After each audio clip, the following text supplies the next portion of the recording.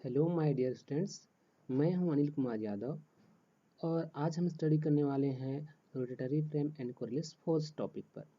और आप सभी का हमारे यूट्यूब चैनल के फिजिक्स क्लासेस में स्वागत है। जैसे कि आपको पता है कि यह topic BSc first year and BSc final year दोनों की क्लासेस में इम्पॉर्टेंट टॉपिक है। तो आइए स्टार्ट करते हैं घूर्णी फ्रेम और कोरिलेस फोर्स। जैसे कि आप चित्र में देख रहे हैं कि एस और एस डैश यहाँ पे दो फ्रेमें हैं जिसको हम एस प्राइम फ्रेम के नाम से भी जानते हैं। एस डैश फ्रेम को एस प्राइम फ्रेम के भी नाम से जानते हैं। यह हमारे पास दो फ्रेमें हैं। इन दोनों फ्रेमों में जो एस प्राइम फ्रेम है वह घूर्णी फ्रेम है जिसको अजड़त्वीय फ्रेम भी कहते हैं, और जो एस फ्रेम है वह जड़त्वीय फ्रेम है। अब आपको पहले से पता है, जब हमने जड़त्वीय निर्देश फ्रेम पढ़ा था उसमें, कि वे फ्रेमें जो न्यूटन के नियम को लागू करती हैं या फिर जिनमें न्यूटन का नियम लागू होता है उसको हम क्या कहते हैं, जड़त्वीय निर्देश फ्रेम कहते हैं। और वे फ्रेमें जिनमें न्यूटन के नियम लागू नहीं होता है उनको अजड़त्वीय फ्रेम कहते हैं।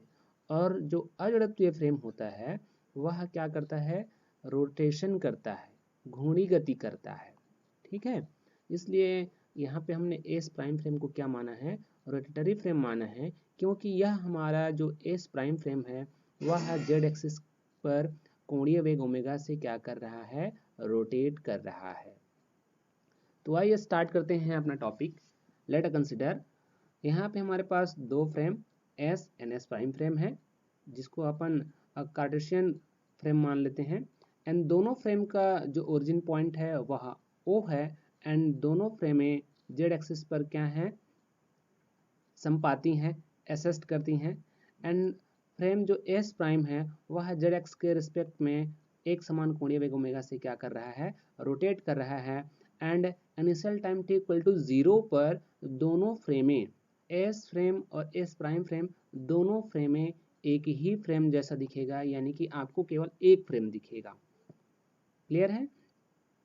तो हमको पता है कि एस फ्रेम क्या है, जड़त्वीय निर्देश फ्रेम है, और एस प्राइम फ्रेम क्या है, अजड़त्वीय निर्देश फ्रेम है।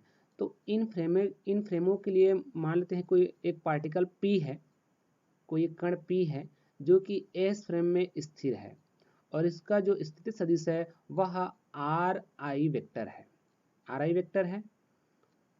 एंड इसी तरीके से वही पार्टिकल एस प्राइम फ्रेम के लिए क्या होगा, उसका पोजीशन वो होगा आर आर वेक्टर।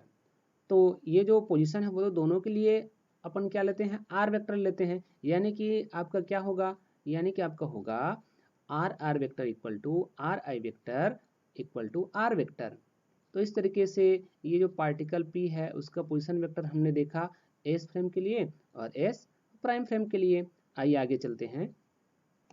जैसा कि आप चित्र में देख रहे हैं, जो हमारा एस प्राइम फ्रेम है वह फ्रेम एस के रिस्पेक्ट में कोणीय वेग ओमेगा से क्या कर रहा है, रोटेट कर रहा है।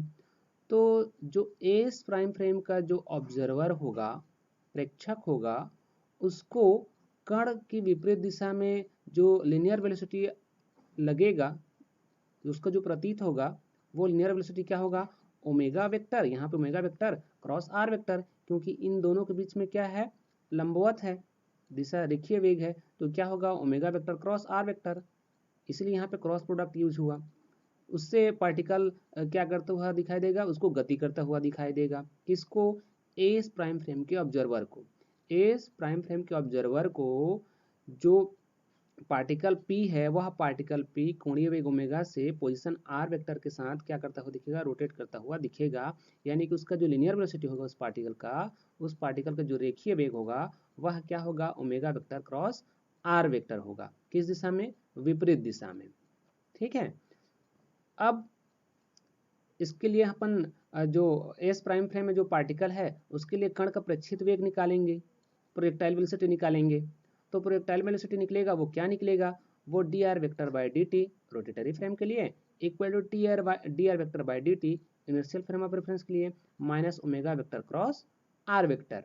अब यहाँ पे ये जो D R by D T है रोटेटरी फ्रेम के लिए, ये उसका वेलोसिटी है, equal to D R vector by D T, ये इनिशियल फ्रेम ऑफ रेफरेंस के लिए वेलोसिटी है, N minus omega vector cross are vector, यह लीनियर वेलोसिटी है। यानी कि वी वेक्टर रोटेटरी फ्रेम के लिए equal to V I vector initial frame of reference के लिए minus omega vector cross are vector होगा। क्लियर है? यानी कि D R vector by D T rotatory frame के लिए है equal to D R vector by D T initial frame of reference के लिए वेलोसिटी है, and minus omega vector cross are vector, यह क्या है? लीनियर वेलोसिटी है। तो इस तरीके से ये रोटेटरी फ्रेम का वेलोसिटी हो गया, ये इनिशियल फ्रेम ऑफ रेफरेंस का वेलोसिटी हो गया, एंड ये लीनियर वेलोसिटी हो गया। अब इसको साइड चेंज करके भी लिख सकते हैं, तो साइड चेंज करके यानी कि पक्षांतर करके कैसे लिखेंगे? ये जो इनिशियल फ्रेम ऑफ रेफरेंस है, ठीक है, इसको इधर ले आते हैं और इसको इधर ले जाते हैं, तो ये minus omega vector cross are vector किधर चला जाएगा? इधर आ जाएगा। तो इधर आ जाएगा तो क्या हो जाएगा? Minus omega vector cross are vector को अपन ने साइड चेंज किया, पक्षांतर किया, तो इधर आने के बाद क्या हो गया? प्लस हो गया। यानी कि आपका इक्वेशन क्या बन गया? D R vector by D T initial frame of reference के लिए equal to D R vector by D T rotatory frame के लिए plus omega vector cross are vector. अब इसको मान लेते हैं अपन इक्वेशन 1.14। इसको वेलोसिटी के फॉर्म में कैसे लिखें? 1.15 ये हो गया आपका V I vector equal to V are vector plus omega vector cross are vector, जैसे कि अपन ने पहले ही कहा था।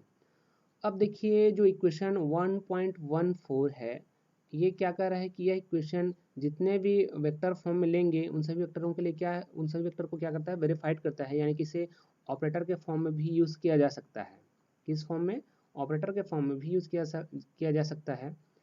तो इस वेक्टर का अपन यूज़ करें, ठीक है, ठीक है, ये जो v के फॉर्म में है उसको यूज़ करें, यानी कि हमने पोजीशन से तो वेलोसिटी बना लिया, अब वेलोसिटी से क्या बनाएंगे? एक्सेलरेशन बनाएंगे।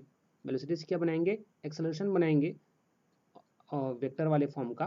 तो अब वेलोसिटी को एक्सेलरेशन बना लेते हैं, यानी कि एक्सेलरेशन बनाने के लिए क्या करना पड़ेगा हमको? एक्सेलरेशन बनाने के लिए इसको हमको वन टाइम डेरिवेशन करना पड़ेगा। तो D V I vector by D T initial frame of reference के लिए equal to D V I vector by D T rotatory frame के लिए, ठीक है, केवल किसके लिए? वी आई वेक्टर के लिए यहाँ पे यूज़ हो रहा है, याद रखिएगा ना, वी आई वेक्टर के लिए ही यहाँ पे यूज़ कर रहे हैं अपन, जो कि इनिशियल फ्रेम ऑफ रेफरेंस के लिए है उसके लिए, M plus omega vector cross V I vector. Clear? And जो इक्वेशन 1.15 है, उस इक्वेशन में अपन जो राइट हैंड साइड है उस पर क्या करते हैं? वी आई वेक्टर का जो वैल्यू है उसका मान पुट अप कर लेते हैं, ठीक है, वी आई वेक्टर का जो वैल्यू है यहाँ पे, उसका वैल्यू जो है यहाँ पे पुट अप करने वाले हैं। इसीलिए यहाँ पे केवल वी आई वेक्टर के लिए ही निकाले, ताकि इस वी आई वेक्टर के वैल्यू को इसमें हम क्या कर सकें? अब पुट अप कर सकें। तो D V I vector by D T equal to क्या होगा? डी अपॉन डी टी और V are vector plus omega vector cross are vector, ये वी आई वेक्टर का वैल्यू रहा इतना, ठीक है, वी आई वेक्टर का वैल्यू इतना रहा, एन प्लस ओमेगा वेक्टर का ओमेगा वेक्टर, ये क्रॉस का क्रॉस रहा आपका, वी आई वेक्टर के जगह में फिर से हमने क्या रखा? V are vector plus omega vector cross are vector रखा। तो इस तरीके से हमने इक्वेशन 1.15 के वैल्यू को इसमें हमने यूज़ किया, यहाँ पे हमने पुट अप किया। आइए आगे चलते हैं। अब इसको और क्या लिखा जा सकता है? यहाँ पे डी बाई डी टी का मल्टीप्लिकेशन कर लीजिए यहाँ पे, और क्या लिखेंगे? और दो फलनों वाला अवकलन का नियम लगा लीजिए। तो D V I vector by D T equal to D V are vector by D T plus ये डी बाई डी टी का मल्टीप्लिकेशन वी आर वेक्टर के साथ हो गया, एन प्लस का प्लस हो गया। अब यहाँ पे दो फंक्शन है, omega vector and cross are vector, तो क्रॉस प्रोडक्ट के लिए जो अवकलन का फॉर्मूला होता है डबल फंक्शन के लिए, वो वाला फॉर्मूला यूज़ कर लेते हैं, यानी कि एक बार ओमेगा के रिस्पेक्ट में होगा, एक बार आर के रिस्पेक्ट में होगा। ओमेगा के रिस्पेक्ट में होगा तो आर कांस्टेंट बना रहेगा, और आर के रिस्पेक्ट में होगा तो ओमेगा कांस्टेंट बना रहेगा। तो आइए स्टार्ट करते हैं। And D V are vector by D T ये हो गया, अब प्लस का plus, and D omega vector by D T and cross are vector का आर वेक्टर, अभी ओमेगा के रिस्पेक्ट में हुआ है इसलिए आर वेक्टर का R vector, and plus formula के हिसाब से क्या होता है? Plus and D R vector by D T, D R vector by D T, ये ओमेगा जो है ओमेगा का ओमेगा रहा। अब ये प्लस का प्लस हो गया, ओमेगा वेक्टर का ओमेगा वेक्टर, और ये क्रॉस प्रोडक्ट हुआ किसके साथ? वी आर वेक्टर के साथ, तो omega vector cross are vector, and plus का प्लस, अब यहाँ पे ओमेगा वेक्टर का omega vector cross omega vector cross are vector, इस तरीके से ये हो गया। अब D V I vector by D T को अपन क्या लिखते हैं? ए आई वेक्टर लिख लेंगे, एक्सेलरेशन बना लिए इसको। ये रोटेटरी फ्रेम के लिए हो गया A are vector plus D omega vector by D T plus cross are vector plus omega vector cross we are vector, ये क्या बन गया आपका? वी आर वेक्टर बन गया, और ये ओमेगा का, तो ओमेगा वाला टर्म्स जैसा का तैसा है, D omega vector by D T. ये जो D R vector by D T है ये क्या बन गया, वी आर वेक्टर बन गया, एंड प्लस का प्लस हो गया, omega vector cross V vector का जैसा का तैसा है, and plus omega vector across in bracket close omega vector cross are vector, ये टर्म भी जैसा का तैसा है, सेम है। अब चूंकि हमारा जो कोणीय वेग ओमेगा है वह कॉन्स्टेंटली मोशन क्या करता है, पार्टिकल जो है कोणीय वेग ओमेगा से एक निश्चित वेग से गति कर रहा है, तो d omega by D T equal to अपन क्या लेंगे, जीरो लेंगे। जीरो लेंगे तो आपका इक्वेशन यहाँ पे जीरो पुटअप कर दीजिए, बाकी जो इक्वेशन है वो जैसा का तैसा रहेगा, and plus omega vector cross we are vector and plus omega vector cross we are vector, ये दोनों ऐड हो जाएंगे और जुड़ने के बाद क्या हो जाएगा, two omega vector cross we are vector हो गया।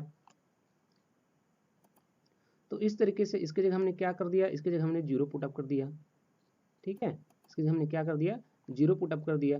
जीरो पुटअप करने पर हमारा ये क्या बन गया equation, A I vector equal to A are vector plus two omega vector cross we are vector बन गया, and plus omega vector cross are vector का आर वेक्टर रहा। इस तरीके से ये आपका इक्वेशन, इस तरीके से ये आपका इक्वेशन 1.16 बन गया।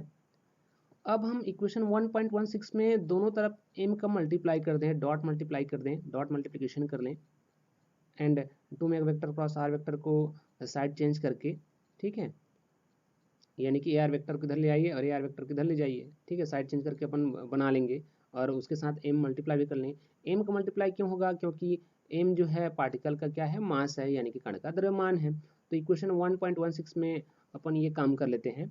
तो हमने पहले साइड चेंज कर लिया, साइड चेंज करने पर क्या हो जाएगा आपका, ये जो जितना टर्म्स है, ठीक है, ये plus two omega vector cross we are vector plus omega vector cross and bracket में close omega vector cross are vector, इतना टर्म्स आपका क्या हो जाएगा, साइड चेंज हो जाएगा और इधर आ जाएगा, लेफ्ट साइड आ जाएगा। तो क्या बनेगा, ये बनेगा आपका m a are vector equal to m a I vector minus two M omega vector cross we are vector minus M omega vector cross bracket में close omega vector cross are vector बनेगा। अब यहाँ पे ये M A यानी कि ये force है, ठीक है, यानी कि रोटेटरी फ्रेम पर लगने वाला force F r vector, inertial frame of fraction पर वाला जो फोर्स है वो F I vector plus F not vector, जिसको अपन छद्म बल के नाम से जानते हैं, फिक्सियस फोर्स जिसको कहते हैं, ठीक है, यानी कि घूर्णी फ्रेम में लगने वाला आभासी बल f r vector equal to जड़त्वीय फ्रेम में लगने वाला वास्तविक बल प्लस छद्म बल। तो इस तरीके से यह तीन बल आपने देखा दोनों फ्रेमों पर, एक फ्रेम पर लगने वाला आभासी बल जो कि रोटरी फ्रेम में लगता है, आभासी बल जो ऑब्जर्वर को लगता है कि उतना फोर्स पार्टिकल पर अप्लाइड हो रहा है, एंड जड़त्वीय फ्रेम पर जो लगने वाला फोर्स होता है पार्टिकल पर वो क्या होता है, वास्तविक बल होता है, एंड जो एफ नॉट फोर्स है वो क्या है, छद्म बल है। छद्म बल के लिए अपन यहाँ पे थोड़ा एक्सप्लेनेशन कर लेते हैं। छद्म बल एफ नॉट वेक्टर को क्या से शो कर रहा है, minus two M omega vector cross we are vector minus M omega vector cross are vector, इतना कुछ छद्म बल बता रहा है। यानी कि इक्वेशन 1.17 में जो आपने देखा एफ नॉट वेक्टर का वैल्यू वह क्या है, यहाँ से यहाँ तक है, यहाँ तक, यानी कि ये छद्म बल इतना से, ठीक, यानी कि यहाँ पे जो आप एफ आई वेक्टर जो फोर्स देख रहे हैं वह फोर्स क्या है, वह रियल फोर्स तो है। रियल फोर्स कैसा, जैसे कि किसी पत्थर के टुकड़े को अपन एक रस्सी पर एक किनारे पर बांध लें और उसके किनारे को पकड़ के ऐसे घुमाए तो उस पर लगने वाला जो तनाव बल है उसी तरीके का फोर्स उस पार्टिकल पर लगता है फ्रेम के रिस्पेक्ट में, ठीक है, तो वो एफ आई वेक्टर है। एंड जो एफ नॉट वेक्टर आपने देखा जिसको हमने छद्म बल कहा, वह छद्म बल क्या है, वह छद्म बल जो है जो घूर्णी फ्रेम में प्रेक्षक होता है उसको लगने वाला प्रोजेक्टाइल वेलोसिटी होता है, उसको लगने वाला प्रोजेक्टाइल फोर्स होता है जिसको अपन अपेक्षित मान कहते हैं। और यहाँ पे जो एफ नॉट वेक्टर देख रहे हैं इसके दो भाग हैं यहाँ पे, ठीक है, क्या है यहाँ पे दो भाग हैं। अब दो भाग कौन से हैं, एक भाग है आपका कोरिलिस बल, क्या है, कोरिलिस बल जिसको फेरल का नियम भी कहते हैं। अब यहाँ पे आपको कोरिलिस बल के बारे में थोड़ा सा डिटेल एक्सप्लेनेशन कराएंगे हम। तो इसमें एफ नॉट वेक्टर के यहाँ पे दो भाग हैं। फर्स्ट पार्ट जो है क्या है, minus two M omega vector cross we are vector है जिसको हम कोरिलिस फोर्स के नाम से जानते हैं, जिसमें omega vector and V are vector जो है, omega vector cross we are vector जो यहाँ पे देख रहे हैं दोनों एक दूसरे के क्या है, परपेंडिकुलर हैं, लंबवत हैं, यानी कि राइट हैंड लॉ का पालन करेगा वहाँ पे वो, ठीक। तो जो यहाँ पे घूर्णी फ्रेम अपना है ठीक है, जो घूर्णी निर्देश फ्रेम है जिसको अपन रोटेटरी फ्रेम बोल रहे हैं, ठीक, वह पार्टिकल के रिस्पेक्ट में भी वी आर वेलोसिटी से क्या कर रहा है, मूव कर रहा है। और यदि वी आर वेक्टर क्या करे, वो जो है फोर्स होगा, ठीक है, वो लगेगा नहीं, यानी कि वेलोसिटी आपका क्या हो जाएगा, जीरो हो जाएगा, तो यह फोर्स आपका अप्लाइड नहीं होगा। ठीक है, यानी कि यदि घूर्णी फ्रेम के सापेक्ष जो कण का वेग वी आर है वो जीरो होता है तो कोई फोर्स नहीं लगेगा, यानी कि वह क्या हो जाएगा, जीरो हो जाएगा। दूसरा क्या कहता है इसमें कि यदि घूर्णी फ्रेम का जो कोणीय वेग ओमेगा है, क्या है, कोणीय वेग जो ओमेगा वेक्टर है, वह इस प्राइम फ्रेम में जो पार्टिकल का प्रोजेक्टाइल वेलोसिटी वी आर के रिस्पेक्ट में पैरेलल हो जाए, समांतर हो जाए, यानी कि V are vector sorry omega vector cross we are vector equal to zero ले लें, तो कोलिस फोर्स भी क्या हो जाएगा, जीरो हो जाएगा। तो यहाँ पे दो परिस्थितियाँ हैं। एक परिस्थिति क्या, यदि पार्टिकल का जो वेलोसिटी है वो जीरो हो जाए तो कोलिस फोर्स जीरो हो जाएगा, यानी कि वह फोर्स जो है अप्लाइड ही नहीं होगा। दूसरा सिचुएशन क्या है, दूसरा सिचुएशन ये है कि ये दोनों, कौन दोनों, ओमेगा वेक्टर यानी कि ओमेगा वेक्टर और क्रॉस वी आर वेक्टर, ये दोनों क्या हो जाए, एक दूसरे के परपेंडिकुलर सॉरी पैरेलल हो जाएं, यानी कि जीरो हो जाएं, तो कोलिस फोर्स नहीं लगेगा, यानी कि जीरो होगा। और यदि omega vector and V are vector ये दोनों एक दूसरे के परपेंडिकुलर हो जाएं, सिचुएशन नंबर थर्ड, तो कोलिस फोर्स का मान वहाँ पे आपका क्या होगा, मैक्सिमम होगा, यानी कि इस स्थिति में आप क्या लिखेंगे, minus M omega V R लिखेंगे। क्लियर। तो इस तरीके से हमने कोलिस फोर्स के बारे में जाना। आइए थोड़ा सा कोलिस फोर्स के बारे में और डिटेल स्टडी कर लें ताकि आपको कोलिस फोर्स के बारे में अच्छे से नॉलेज हो जाए। जैसे कि आपने जाना कि जो कोलिस फोर्स है उसका जो प्रभाव है किसी घूर्णी निर्देश फ्रेम में तंत्र में, किसी घूर्णी निर्देश फ्रेम के तंत्र में किसी गतिशील वस्तु पर गतिशील वस्तु में जो प्रेक्षित विक्षेपण होता है उसके कारण होता है। और इससे रिलेटेड हेरल का नियम है जो 1856 में उन्होंने दिया था। उन्होंने कहा था कि धरातल पर मुख्य रूप से जो चलने वाली सभी हवाएं हैं पृथ्वी के गति कारण उत्तरी गोलार्ध में दाहिनी ओर और दक्षिणी गोलार्ध में बाईं ओर मुड़ जाती हैं। जैसे कि आपको पता है कि अर्थ क्या है, काउंटर क्लॉकवाइज रोटेट करता है, यानी घड़ी के विपरीत दिशा में गति करता है। और फेरल का नियम क्या कहता है कि धरातल पर जो मुख्य रूप से चलने वाली जितने भी हवाएं हैं, सभी हवाएं जो हैं पृथ्वी के गति कारण, यानी कि पृथ्वी के काउंटर क्लॉकवाइज रोटेशन के कारण क्या होती हैं, जो हवाएं उत्तरी गोलार्ध में बहती हैं वह दाहिनी ओर मुड़ जाती हैं। ठीक है, यानी कि नॉर्थ पोल में क्या हो जाती हैं, वह दाहिनी ओर मुड़ जाती हैं। जैसे कि आप देख रहे हैं यहाँ पे डिफ्लेक्शन किधर हो रहा है, ठीक है, ये डायरेक्शन ऑफ एयर है जो रेड कलर का दिख रहा है, एंड डिफ्लेक्शन ऑफ एयर है ये। ठीक, तो जो उत्तरी गोलार्ध में बहने वाली जो हवाएं हैं वह दाहिनी ओर क्या हो जाती हैं, रोटेट हो जाती हैं। और साउथ में क्या हो जाता है, यानी कि जो दक्षिण है उसमें जस्ट अपोजिट हो जाता है। यहाँ पे देखिए क्लॉक वाइज हो रहा है, यहाँ पे क्लॉक वाइज हो जा रहा है, ठीक है, क्लॉक वाइज रोटेट कर रहा है। यहाँ पे एयर, इधर से एयर गया, ये रेड कलर जो है एयर का फ्लोएशन दिखा रहा है, और उसके बाद इसको विक्षेपित कर दे रहा है कौन, कोरलेस फोर्स, यानी कि पृथ्वी का जो घूर्णन प्रभाव है उसके कारण जो है यह क्या मुड़ जाता है, ऐसे क्लॉक वाइज रोटेशन हो जाता है, ऐसे हो जाता है। और इस तरीके से यहाँ पे आपको जो व्हाइट कलर में दिख रहा है उसके कारण क्या होता है, चक्रवात बनता हुआ दिखाई दे रहा है। तो इस तरीके से छोटे या फिर बड़े स्थानों पर चक्रवात और प्रति चक्रवात पर कोलिस बल जो है अप्लाइड होता है, जिसको 1856 में फेरल ने दिया था। यानी कि एक तरीके से देखा जाए तो कोलिस फोर्स को जो है फेरल के लॉ के नाम से भी जाना जाता है। इस नियम का जो प्रभाव है ज़्यादातर महासागरों में देखा जाता है, ठीक है, ज्वार भाटा जो होते हैं उन पर देखा जाएगा, और जो रॉकेट का मोशन होता है उस पर देख सकते हैं आप। तो इस तरीके से ये कोलिस फोर्स का इफेक्ट आप जितने भी एग्जाम्पल हमने कहा उसमें आप आसानी से देख सकते हैं। ठीक है, खास करके ये जितने भी इफेक्ट है वो अर्थ के रोटेशन के वजह से ही होता है, यानी कि इसका मुख्य कारण क्या है, पृथ्वी का घूर्णन गति करना। ठीक है, अब आइए छद्म बल का जो दूसरा पार्ट है उसके बारे में जान लेते हैं, यानी कि minus M omega vector cross bracket में omega vector cross are vector के बारे में। इसको क्या कहते हैं, अब केंद्रीय बल कहते हैं, सेंट्रीफ्यूगल फोर्स कहते हैं, जिसकी दिशा क्या होती है, हमेशा जो है रेडियस के बाहर आपको चलती हुई प्रतीत होगी। ठीक है, तो इस तरीके से इसके दो पार्ट हैं, एक पार्ट को अपन सेंट्रीफ्यूगल फोर्स के नाम से जानते हैं, दूसरे पार्ट को अपन क्या जानते हैं, फर्स्ट पार्ट को अपन कोलिस फोर्स के नाम से जानते हैं, दूसरे पार्ट को क्या के नाम से जानते हैं, सेंट्रीफ्यूगल फोर्स के नाम से जानते हैं, यानी कि अब केंद्रीय बल के नाम से जानते हैं। अब कोलिस फोर्स जो है उसके बारे में थोड़ा सा और स्टडी कर लेते हैं यहाँ पे। जैसे कि पता है कि यह क्या है, एक फिक्सियस फोर्स है। क्या है, फिक्सियस फोर्स है, जिसमें क्या होता है कि जो रोटेटरी फ्रेम होता है उससे जो कनेक्टेड ऑब्जर्वर होता है उसके रिस्पेक्ट में क्या होता है कि पार्टिकल वी आर वेलोसिटी से मूव करता हुआ उसको लगता है। इसका इफेक्ट आप रोटेशन एक्सिस पर आसानी से देख सकते हैं। उस पर क्या होता है कि वहाँ पे अब केंद्रीय बल जो होता है वो क्या होता है, ज़ीरो होता है। अब केंद्रीय बल क्या होता है, ज़ीरो होता है।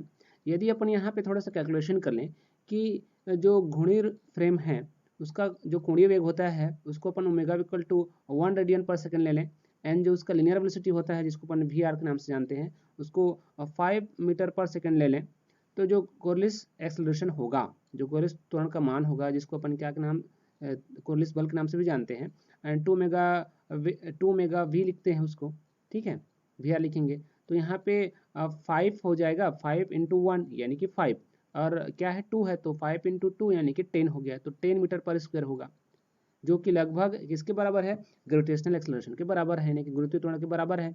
गुरुत्वीय त्वरण का मान आपको याद होगा 9.8 मीटर पर सेकंड स्क्वायर होता है, यानी कि 9.8 गुणित 10 की घात 9.8 मीटर पर सेकंड स्क्वायर होता है।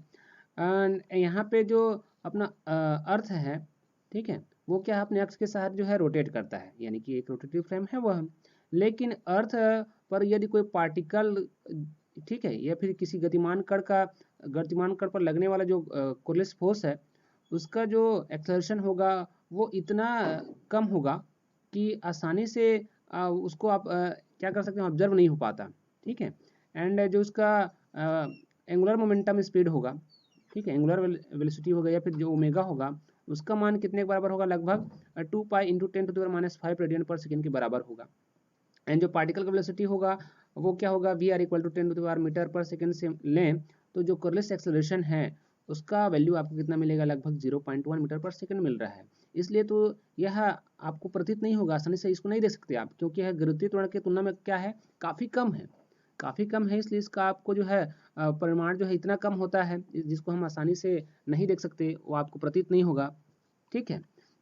अब इसके एप्लीकेशन के बारे में जान लेते हैं, ठीक है, क्या क्या डेली लाइफ में है, इनका एप्लीकेशंस क्या हैं, कैसे इसको अपन डेली लाइफ में देखते हैं। जो हमको कोरलिस फोर्स वहाँ पे अप्लाइड होता है और पता ही नहीं होता है कि वहाँ पे कोरलिस फोर्स जो है अप्लाइड हो रहा है। तो आइए स्टार्ट करते हैं। जैसे कि आपको पता है कि अर्थ का रोटेशन के कारण क्या होता है, पृथ्वी पर किसी कण की जो सरल रेखीय गति है वह वक्राकार प्रतीत होती है, यानी कि कुछ इस तरीके से दिखती है, यानी कि आपको कुछ ऐसा दिखेगा। जो लिनियर वेलोसिटी है वह आपको कैसे दिखेगा, ऐसा वक्राकार में दिखेगा। और इसी का कारण है कि जो पृथ्वी के उत्तरी गोलार्ध अर्धगोलार्ध में जो गति करते हुए कण है या फिर जो गति करती हुई नदियां हैं, ठीक है, कोरिस बल के कारण ही उनको क्या करता है, वह दक्षिणावर्त में डिफ्लेक्ट कर देता है। एंड दक्षिणी अर्धगोलार्ध में जो बहने वाली नदियां हैं या फिर जो गति करने वाला कण है उसको क्या करता है, वह डिफ्लेक्ट कर देता है वामावर्त में, यानी कि लेफ्ट साइड में। तो इस तरीके से ये सब अर्थ के रोटेशन की वजह से ही होता है। तो अब ये मान के चलिए कि जो उत्तरी गोलार्ध में जो बहने वाली नदियां हैं वो अपने दाएं किनारों का प्रदान करेंगे, यानी कि राइट हैंड साइड को क्या करेंगे, अपने तरफ लेते हुए चलेंगे, यानी कि राइट हैंड साइड में बाढ़ आने के चांसेस ज़्यादा रहेंगे, ठीक है। एंड जो दक्षिणी गोलार्ध में बहने वाली जो नदियां रहेंगी वो अपने लेफ्ट साइड का ज़्यादा मिट्टी का प्रदान करेंगे, यानी कि लेफ्ट साइड में बाढ़ आने के ज़्यादा चांसेस रहेंगे, ठीक है। अगला एप्लीकेशन क्या है कि अगला जो एप्लीकेशन है वो है यह है कि वायुमंडल में जितने भी पाए जाने वाले जो साइक्लोन्स होते हैं, वाइंड साइक्लोन्स होते हैं, उनका एक्सप्लेनेशन आप कोरलिस फोर्स के थ्रू आसानी से कर सकते हैं कि पर मीटर सेकेंड स्क्वायर में या फिर पर किलोमीटर में उसका स्पीड कितना है, उसका वेलोसिटी कितना है, उस पर फोर्स कितना अप्लाइड हो रहा है, किधर डिफ्लेक्ट होगा, किस डायरेक्शन में जाएगा, किधर उसकी बढ़ने की संभावना ज़्यादा होंगी। इस तरीके से कोरलिस फोर्स के थ्रू जो है आप जो वाइंड साइक्लोन्स होती हैं उनका एक्सप्लेनेशन आसानी से कर सकते हैं। तो इस तरीके से आपका जो हमारा टॉपिक था रोटेटरी फ्रेम एंड कोरलिस फोर्स वो यहीं पे कंप्लीट होता है। आशा करता हूँ यह टॉपिक आपको पसंद आया होगा और समझ में भी आया होगा। इसी तरीके के नए और वीडियोस पाने के लिए आप हमारे फिजिक्स क्लासेस यूट्यूब चैनल को सब्सक्राइब कीजिए एंड बेल आइकन को दबाना मत भूलिएगा, ताकि आपको हमारे नेक्स्ट जो आने वाले वीडियो हैं उनकी नोटिफिकेशन आपको मिलते रहे। तब तक के लिए आप सभी का धन्यवाद। Thank you.